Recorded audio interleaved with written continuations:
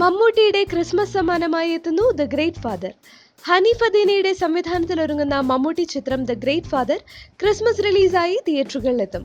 August സിനിമാസിന്റെ ബാനറിൽ പൃഥ്വിരാജ് നിർമ്മിക്കുന്ന ചിത്രത്തിൽ ഡേവിഡ് നൈനാൻ എന്ന കഥാപാത്രമായാണ് മമ്മൂട്ടി എത്തുന്നത്.